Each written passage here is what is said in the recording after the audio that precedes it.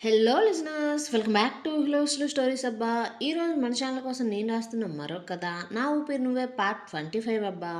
ఈ కథలోని ముందర భాగాలు చూడని వాళ్ళకు కామెంట్స్లో ఈ కథకు సంబంధించిన ప్రతి ఒక్క లింక్ని ఇస్తున్నా. అలాగే మన ఛానల్లో ప్రతి కథకు ప్లేలిస్టులు కూడా ఉన్నాయబ్బా. కొంచెం సబ్స్క్రైబ్ చేసుకొని చూస్తూ కథ నచ్చినట్లయితే ఒక చిన్న లైక్ చేసి కథ ఎలా ఉందో మర్చిపోకుండా ఓ బుల్లి కామెంట్ రాయండి అబ్బా. మరి మనం ఈరోజు కథలోకి వెళ్ళిపోదామా? దీప తన మాట కాదని కార్తిక్ని కలిసిందని తెలుసుకున్న ఉమామహేశ్వర్ దీప ఎంత చెబుతున్నా ఆమె మాట వినకుండా రవితో ఆమె పెళ్లి జరిపిస్తున్నట్లు చెప్పి స్వప్న ఇంటి నుండి దీపను తీసుకుని వెళ్ళిపోతాడు. అయితే దీపని పెళ్లి కూతురిగా చేసి ఆమె ఎలాంటి ప్లాన్ చేయకుండా ఆమెను కనిపెట్టుకుంటూ ఉంటారు ఇంట్లో వారు.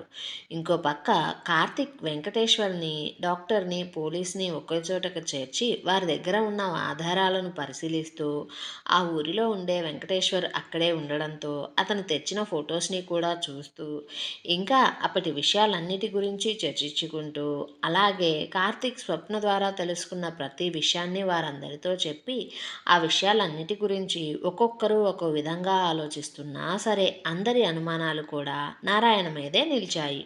కానీ వారి ఊహాగానాలు అనుమానాలే తప్ప సరైన ఆధారాలు ఒక్కటి కూడా లేకపోవడంతో ఇప్పుడు ఎలా నిజం నిరూపించాలా అంటూ అసలు అలా నిరూపించడం సాధ్యం అవుతుందా లేదా అని ఆలోచిస్తూ ఉంటే వెంకటేశ్వరం నారాయణ ప్రవర్తన కొంచెం తెలిసిన వాడిగా, చూడు కార్తీక్, నారాయణ ఎవరిని అంత తొందరగా అస్సలు నమ్మడు.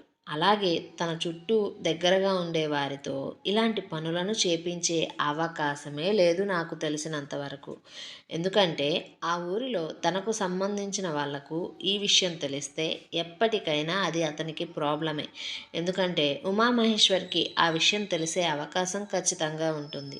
ఆ నిజం ఉమామహేశ్వర్కి తెలిస్తే ఖచ్చితంగా అతను నారాయణను బ్రతకనివ్వడు అని నారాయణకు ముందే తెలుసు.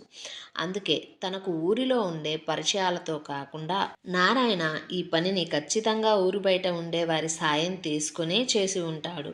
ఆ విషయాన్ని కనుక్కుంటే మనకు ఖచ్చితంగా సాక్ష్యాలు దొరుకుతాయి అనడంతో కార్తిక్ అందుకు సరే అంటూ వారందరికీ థ్యాంక్స్ చెప్పి ఇంకా ఏదైనా అవసరం ఉంటే కాంటాక్ట్ అవుతాను అంటూ చెప్పి పంపించేసి ఇప్పుడు తనకు దొరికిన ఆధారాలతో తనకున్న అనుమానాలతో విషయాన్ని మొత్తం దీపతో చెప్పడానికి ఆమెకి ఫోన్ ట్రై చేయగా స్వప్న ఫోన్ స్విచ్ ఆఫ్ అని రావడంతో అతని మనసులో చిన్నపాటి అలజడి మొదలైంది. అలా దీపతో మాట్లాడలేదే అన్న ఫీలింగ్తోనే ఇంటికి వచ్చిన కార్తిక్ తర్వాత కూడా ఆమెకు ఫోన్ ట్రై చేస్తున్నా ఎలాంటి లాభం లేదు.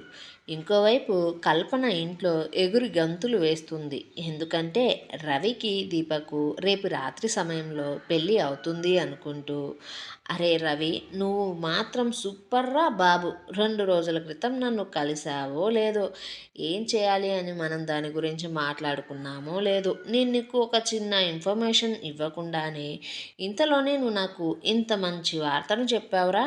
నువ్విప్పుడు దీపను చేసుకుంటే అది నా దారి నుంచి సైడ్ అయిపోతుంది. ఇక నేను కార్తిక్తో నా లైన్ని క్లియర్ చేసుకునే పనిలో పడిపోతారా రవి అంటూ సంబరపడిపోతూ ఉంటే అదే సమయంలో మాణిక్యం ఆ గదికి రావడాన్ని గమనించిన ఆమె ఏదో పని చేస్తున్నట్లుగా నటించడంతో మాణిక్యం కల్పన గదిలోకి వచ్చి పనిలో ఉన్న కూతుర్ని చూస్తూ, చూడమ్మా, నీకు రేపు ఉదయం పెళ్లి చూపులు, అబ్బాయి డాక్టర్ అనగానే కల్పన ఆ మాటలకు నీరసంగా అయిపోతూ, నాన్న, ఏంటిది నాన్న, నాకు ఇప్పుడే పెళ్ళొద్దు, నేను కార్తిక్ని అంటూ ఉంటే మణికంఠ మాత్రం ఆమె మాటలను వినిపించుకోకుండా, చూడు కల్పన, నువ్వు ఈ ఒక్క విషయం తప్ప నువ్వింక నన్ను ఏమడిగినా సరేరా, నేను దానికి ఖచ్చితంగా సరే అంట.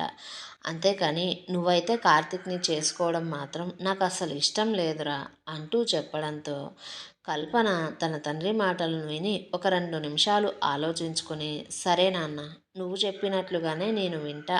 కానీ నాన్న, నాకు ఇప్పుడైతే పెళ్లి చేసుకోవడం ఇష్టం లేదు. నేను ముందు మాస్టర్స్ చదువుకుంటా లండన్ వెళ్ళి. అక్కడ నేను నా చదువును పూర్తి చేసుకుని తిరిగి ఇండియాకి వచ్చేలోపు కార్తిక్ దీప పెళ్లి చేసుకుంటే ఓకే. నాకు కార్తిక్ని చేసుకునే జాతకం లేదేమో అని అనుకుంటా. కానీ వాళ్ళిద్దరూ నేను మాస్టర్స్ చేసి తిరిగి వచ్చిన తరువాత కూడా పెళ్లి చేసుకోకుండా అలాగే ఉండిపోతే నేనే భవానీ ఆంటీతో నా ప్రేమ గురించి చెప్పి కార్తిక్ని ఎలానైనా ఒప్పించుకుంటా. అంతేకాని నేను నా ప్రేమ కోసం ట్రై చేయకుండా గివ్ అప్ అయితే ఇచ్చే ప్రసక్తే లేదు. ఎందుకంటే జరిగిద్దో లేదో తెలియని దానికోసం నా ప్రేమను నేనెందుకు చంపుకోవాలి? నువ్వు చెప్పిన కథను నమ్మి నేను వాళ్ళ ప్రేమకు ఒక ఛాన్స్ ఇస్తా. అలాగే నా ప్రేమకు కూడా నేను ఒక ఛాన్స్ ఇచ్చుకుంటా అంటూ ఉంటే మణికంఠ కూతురు కనీసం అర్థం చేసుకోవడానికి ప్రయత్నిస్తుంది అనుకుంటూ ఆమెను ఇక్కడి నుండి దూరంగా పంపితేనైనా సరే కార్తిక్ మీద ఫీలింగ్స్ తగ్గిపోతాయేమోనని భావించి, సరే నువ్వు చెప్పిన ప్రకారమే నేను నిన్ను లండన్ పంపుతా. అక్కడ మీ ఆంటీ వాళ్ళు ఉన్నారు కదా, వాళ్ళ ఇంట్లోనే ఉండి నువ్వు మాస్టర్స్ చెయ్యి. 2 రోజుల్లో నేను నిన్ను ఇక్కడి నుంచి పంపించే ఏర్పాట్లు చేస్తా అంటూ చెప్పి మణికంఠ రూమ్ నుంచి వెళ్ళిపోగానే కల్పన తనలో తానే నవ్వుకుంటూ, ఓ పిచ్చి నాన్న, ఇప్పుడు నేను నీతో అసలు విషయం చెప్తే నువ్వు కార్తిక్తో వెంటనే చెప్పేస్తావు. అందుకే నేను నీకు నిజం చెప్పలేదు. అలాగే ఈ 2 రోజులు నీ దగ్గర నుంచి తప్పించుకోవడానికి, ఆ పెళ్లి చూపుల నుంచి బయటపడడానికి మాత్రమే నోటికి వచ్చిన అబద్ధాన్ని చెప్పా. అంతేకాని నేనెక్కడికి వెళ్ళను. ఆ రవి ఇప్పుడు ఎలాగో దీపను పెళ్లి చేసుకుంటున్నాడు కాబట్టి నేను నా కార్తిక్తో నా ప్రేమను చెప్పి దాన్ని పెళ్లిగా మార్చుకోవడానికి ఏర్పాట్లను చేసుకుంటా అనుకుంటూ ఉంది. అయితే ఇక్కడ మాత్రం దీప కాంతమ్మ గదిలో కూర్చుని ఎవ్వరితో మాట్లాడకుండా, ఏమీ తినకుండా, ఏమీ తాగకుండా పట్టుదలగా అలాగే ఉంది. అయితే ఆమెను మాత్రం ఎవరూ కూడా తినమని తాగమని అడగడం లేదు. అలాగే కాంతమ్మ ఒక్క నిమిషం కూడా దీపను ఒంటరిగా వదలడమే లేదు. స్వప్న కార్తిక్కి ఫోన్ చేసి చెబుదామని చూసినా సరే తను అక్కడికి వచ్చిన వెంటనే ఆమె ఫోన్ అనుకోకుండా నీటిలో పడిపోయింది. అయితే ఆ పని చేసింది రవీనే కావాలని ఆమె ఫోన్ వాటర్లో పడేలా చేశాడు. ఆ ఇంట్లో తలా ఒకరు ఒక్కొక్క పని చేసుకుంటూ ఉన్నారు. విమల డెకరేషన్ పని చూస్తూ ఉంటే ఉమామహేశ్వర్ వచ్చేపోయే బంధువులను చూసుకుంటూ వారికి తగిన ఏర్పాట్లను చేస్తూ ఉంటే దమయంతి వంటగదిలో ఉన్న పనులను చూసుకుంటే సువత్సల బంధువుల మర్యాదలను చూసుకుంటూ ఉంది. విమల్ మాత్రం బయటికి వెళ్ళి వస్తువులను తీసుకుని రావడం, పనివారి సంగతి చూస్తూ తన అక్క ప్రేమ గురించి ఆలోచిస్తూ ఉన్నాడు. విమల్కి ఎట్టి పరిస్థితుల్లో రవి దీపను పెళ్లి చేసుకోవడం అస్సలు ఇష్టం లేదు. అతను కార్తిక్కి ఆ విషయం ఫోన్ చేసి చెప్పాలి అనుకుంటున్నా సరే అతని దగ్గర కార్తిక్ నెంబర్ లేదు. దీపను కలిసి తీసుకోవడానికి ప్రయత్నిస్తున్నా సరే కాంతమ్మ అతనికి అస్సలు అవకాశమే ఇవ్వడం లేదు. దాంతో విమల్కి ఈ పెళ్లిని ఎలా ఆపాలో తెలియని స్థితి ఏర్పడింది. ఇంకోవైపు కార్తిక్ ఇంట్లో ఇదేమీ తెలియక ఫోన్ కలవట్లేదు అంటూ దాని గురించే ఆలోచిస్తుంటే అతనిలో కంగారు పెరిగిపోతుంది. పైగా ఏం చేయాలో తెలియక డైలమాలో పడితో దొరికిన ఆధారాలను, తెలుసుకున్న విషయాలను 1కి 2 సార్లు మననం చేసుకుంటూ ఉంటే కార్తిక్ మనసు త్వరపడమని అతన్ని హెచ్చరిస్తున్నట్లు అనిపించడంతో కార్తిక్ చివరికి ఒక నిర్ణయానికి వచ్చి పోస్ట్మార్టం రిపోర్ట్స్ని ఇంకా ఫొటోస్ని తీసుకొని బయటకు బయలుదేరాడు. అయితే విమల్ తన అక్క బాధను అస్సలు చూడలేక బాగా ఆలోచించుకుని తన అక్క చదివిన భవానీ ఎడ్యుకేషనల్ ఇన్స్టిట్యూట్ నెంబర్ని సంపాదించి వైజాగ్ బ్రాంచ్కి ఫోన్ చేసి కాలేజ్ ప్రిన్సిపల్తో మాట్లాడాలి అంటూ చాలా ఇంపార్టెంట్ అంటూ చెప్పడంతో వారు భవానీ నెంబర్ని ఇవ్వడానికి ముందుగా సంశయించినా సరే తన అక్క గురించి కాలేజ్లో ఆమె చెప్పిన ఐడియా గురించి చెప్పడంతో నెంబర్ ఇచ్చారు. దాంతో వెంటనే భవానీకి ఫోన్ చేసిన విమల్ తను ఎవరో తనను పరిచయం చేసుకుంటూ ఇక్కడ జరుగుతున్న విషయం మొత్తం చెప్పి వెంటనే కార్తిక్ని రమ్మని చెప్పడంతో భవానీ సరే అంటూ ఫోన్ పెట్టేసి వెంటనే కార్తిక్కి ఫోన్ చేసి విషయం చెప్పి కార్తిక్కి విమల్ నెంబర్ ఇచ్చింది. తల్లి చెప్పిన విషయం విన్న కార్తిక్లో కంగారు మొదలైంది. అప్పుడే అర్థమైంది ఫోన్ ఎందుకు కలవడం లేదు అన్న విషయం. దాంతో వెంటనే కార్తిక్ విమల్కి ఫోన్ చేసి తను వస్తున్నానంటూ కంగారు పడవద్దు అంటూ చెప్పి పెట్టేసి వెంటనే అతని తల్లి భవానీకి ఫోన్ చేసి ఒక పనిని చేయమంటూ అప్పగించి ఆ పని అవ్వగానే దీప ఇంటికి బయలుదేరి రమ్మంటూ చెప్పాడు. అలాగే కేశవ్కి కూడా ఫోన్ చేసి ఆఫీస్ నుంచి బయలుదేరి తన అమ్మను కలిసి వారితో జాగ్రత్తగా దీప ఇంటికి కలిసి రమ్మంటూ చెప్పగా కార్తిక్ ఒంటరిగా అక్కడికి బయలుదేరాడు అనేది గమనించిన కేశవ్, కార్తిక్ నువ్వు ఒంటరిగా వెళ్తున్నావురా, ఖచ్చితంగా ఏదో ఒక ప్రాబ్లం అవుతుందిరా అంటుంటే కార్తీక్, నేను రానాకి ఫోన్ చేస్తాను, తను ఇప్పుడు అక్కడే ఉన్నాడు కదా, తనని రమ్మంట అంటూ చెప్పి ఫోన్ పెట్టేసి మణికంఠకు కాల్ చేసి విషయం మొత్తం చెప్పి అలాగే అతనికి ఇంకొక ప్లాన్ చెప్పి త్వరగా దీప దగ్గరికి బయలుదేరి రమ్మన్నాడు. మణికంఠ విషయం తెలియగానే మేఘాల మీద ఇంటి నుంచి బయలుదేరుతుంటే కల్పన తండ్రి పిలుస్తున్నా వినిపించుకోకుండా ఇంటి నుంచి వెళ్ళిపోవడంతో అనుమానం వచ్చి బయటకు రాగా కార్ స్టార్ట్ చేసి అప్పటికే ఇంటి నుంచి బయటకు వెళ్ళిపోయిన మణికంఠను చూస్తూ ఏదో జరిగింది అన్న ఉద్దేశంతో అతనికి ఫోన్ చేసి ఎక్కడికి అంటూ అడిగింది. సాయంత్రం 6 అవుతుంది, ఇంకొక గంటలో దీప మండపం మీద ఉండాలి. దాంతో ఆమెను గమనిస్తూ ఆమె మనసును మార్చడానికి ప్రయత్నిస్తూ ఆమెను రెడీ చేసే పనిలో పడుతూ దమయంతి అయితే దీప గడ్డాన్ని పట్టుకొని, చూడమ్మా దీప, నీ రవిబావ చాలా మంచోడమ్మా, నిన్ను ప్రాణం కన్నా ఎక్కువగా ప్రేమిస్తున్నాడు. నువ్వు వాడెవరి ప్రేమనో అర్థం చేసుకోవడం కాదే, మీ బావ ప్రేమను అర్థం చేసుకో అంటుంటే, కాంతమ్మ, చూడు దీప, నీ అత్త కాపురం నిలబడాలి అంటే ఈ పెళ్ళి జరగాలమ్మా, నువ్వే కొంచెం పెద్ద మనసు చేసుకో, అయినా నా మనవడికి ఏం తక్కువే అంటూ ఇలా తలా ఒక మాట చెబుతూ ఉన్నారు. అలా 40 నిమిషాలు గడిచిపోయింది. అయితే దీపలో మాత్రం పెళ్లి కళ అస్సలు కనిపించడం లేదు. అప్పుడే పెళ్లి కూతుర్ని మండపంలోకి బుట్టలో తీసుకుని పోవాలి అనే సంప్రదాయం వారికి ఉండడంతో విమల్ ఇంకా ఉమామహేశ్వర్ బుట్ట తీసుకుని రాగా దీప తండ్రి కళ్ళల్లోకి బాధగా చూడడంతో ఉమామహేశ్వర్ మనసుకు ఆ చూపు నేరుగా గుచ్చుకున్నట్లు అనిపించి సూటిగా దీపను చూడలేక తలను పక్కకు తిప్పుకుంటూ ఉంటే విమల్ మాత్రం దీపనే చూస్తూ తన కన్నురెప్పలను 1కి 2 సార్లు ప్రశాంతంగా ఆడించాడు. దాంతో దీపకు ఆ చర్య చీకటిలో చిన్న వెలుగులాగా అనిపించింది. మనసుకు చాలా ప్రశాంతతనిచ్చింది. కానీ సమయం చాలా తక్కువగా ఉంది. పైగా నేను ఇప్పుడు మండపం దగ్గరికి వెళ్తున్నా. ఇప్పుడు కార్తిక్ ఎప్పుడు వస్తాడు, ఎలా వస్తాడు, వచ్చినా అసలు ఏం చేస్తాడు అంటూ ఆలోచనలో పడింది. అయితే రవి నారాయణ ముఖాలు మాత్రం 100 వోల్టుల బల్బుల్లా వెలిగిపోతూ ఉన్నాయి.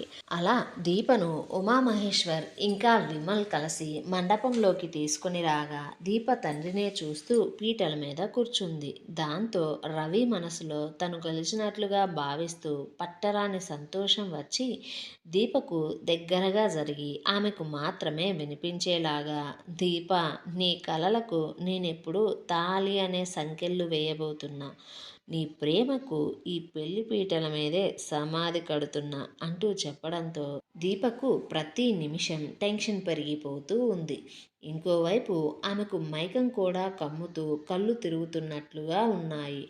పెళ్లిలో ఎవరి హడావుడిలో వాళ్ళు ఉండగా స్వప్న ఎవ్వరికీ తెలియకుండా తన భర్త దగ్గరికి వెళ్ళి ఫోన్ తీసుకుని కార్తిక్కి ఫోన్ చేయాలి అని చూస్తుంటే కాంతమ్మ మాత్రం తన మీద ఒక కన్నేసి ఉంచడంతో అది గమనించి వెంటనే ఆమె దగ్గరకు వెళ్ళి చేతి నుండి ఫోన్ తీసుకుని, చూడమ్మా స్వప్న, మీ అక్కకు ఈ వయసులో మీ బావ విడాకులు ఇస్తే అస్సలు బాగోదు, ఇది గుర్తుపెట్టుకొని నీ పని నువ్వు చూసుకోపో అంటూ చెప్పింది. అయితే అప్పటికే పంతులు గారు గణపతి పూజను ఇంకా గౌరీ పూజను చేయించి దాంతోపాటే ఇంకొన్ని మంత్రాలను చదివించిన తరువాత జీలకర్ర బెల్లం పెట్టుకునే ముహూర్తం అయ్యింది అంటూ పంతులు గారు వాళ్ళిద్దరి చేతిలోకి జీలకర్ర బెల్లాన్ని ఇవ్వగా ఇంతలోనే మండపంలోకి 10 మంది పోలీసుల దాకా వచ్చి పెళ్ళిని ఆపండి అంటూ అనడంతో అందరూ షాక్ అయితే దీప ముఖంలో మాత్రం సంతోషం వచ్చింది. కానీ అక్కడ పోలీసులు తప్ప కార్తిక్ కనిపించలేదు. ఆమె కళ్ళు కార్తిక్ కోసం వెతుకుతూ ఉంటే మండపంలోకి దూసుకుని వచ్చిన పోలీసులను చూస్తూ, ఉమామహేశ్వర్, మీరు ఇక్కడికి ఎందుకు వచ్చారు అంటే నారాయణ మాత్రం ఏదో జరగబోతుంది అనుకుంటూ ఉండడంతో పోలీసులు మండపం అంతా చూస్తూ, మాకు ఒక కంప్లైంట్ వచ్చింది, అందుకనే మేము ఒకరిని అరెస్ట్ చేయడానికి ఇక్కడికి వచ్చాం అనడంతో ఉమామహేశ్వర్, ఎవరు మీకు ఆ కంప్లైంట్ ఇచ్చారు, ఎవరిని అరెస్ట్ చేయాలి, అసలు ఎందుకు అరెస్ట్ చేస్తారు, ఒకవేళ అలాంటివి ఏమన్నా ఉంటే ఇదంతా పెళ్లి జరిగిపోయిన తరువాత దాని గురించి కూర్చొని మాట్లాడుకుందాం అనగానే అప్పుడే కార్తీక్ ఆ మండపంలోకి నడుస్తూ వస్తూ ఇంకా పెళ్లి జరగకపోవడంతో ప్రశాంతంగా ఊపిరి పీల్చుకొని ప్రేమగా దీపనే చూస్తుంటే కార్తీక్ని అక్కడ చూసిన దీపకు ఊపిరి వచ్చినట్లుగా అనిపిస్తుంది.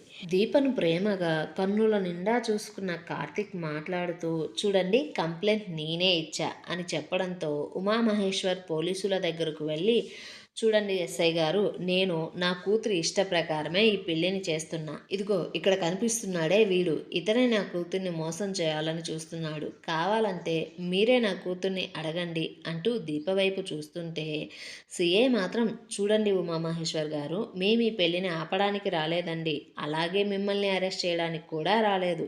అసలు మాకు ఈ పెళ్లి గురించే కాదు కంప్లైంట్ వచ్చింది అనడంతోనే అక్కడ అందరూ అయోమయంగా చూస్తూ ఉంటే నారాయణకు మాత్రం ఎక్కడో ఏదో తప్పు జరిగింది అనిపిస్తూ ఉంటే తన కలలను నాశనం చేయడానికి సమయానికి వచ్చిన కార్తిక్ని చూస్తూ రవి కోపంగా పీటల మీద నుంచి లేచి కార్తిక్ మీదకు వెళ్ళబోతుంటే సిఐ మాట్లాడుతూ, చూడండి ఉమామహేశ్వర్ గారు, మాకు నారాయణ అనే వ్యక్తి మీద కంప్లైంట్ వచ్చింది అనడంతో ఆ మాట విన్న రవి వేగం తగ్గిపోయింది.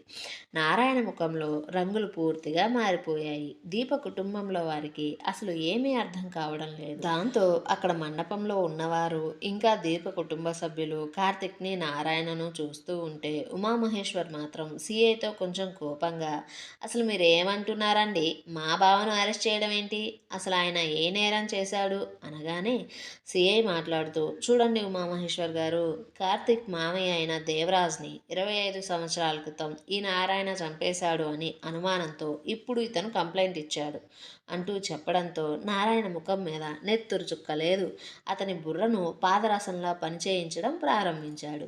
అయితే అది విన్న అందరూ షాక్ అయితే ఉమామహేశ్వర్ అదంతా నమ్మలేక కార్తిక్ వైపు కోపంగా చూస్తూ, రేయ్ అసలు ఏంటిది, ఈ పెళ్ళిని ఆపడానికి మీరు కొత్తగా ఇలాంటి నాటకాలను కూడా మొదలుపెట్టారా అంటే అప్పుడే ఆ మండపంలోకి నడుచుకుంటూ వస్తున్న భవానీ, చూడండి మేము మా కొడుకు ఏ నాటకాలు ఆడడం లేదు, ఎప్పటి నుంచో జరుగుతున్న నాటకానికే ముగింపు పలకడానికి వచ్చాం అనడంతో అందరూ అసలు ఏం జరుగుతుందా అని చూస్తూ ఉండిపోయారు. ఏమండో మరి ఇప్పుడు కథలో తరువాత భాగంలో ఏం జరగబోతుందో తెలుసుకోవాలంటే మన ఛానల్ని సబ్స్క్రైబ్ చేయండి, ఈ వీడియోని లైక్ చేయండి, కథనం ఎలా ఉందో బుల్లి కామెంట్ చేసి చెప్పండి అబ్బా కొంచెం.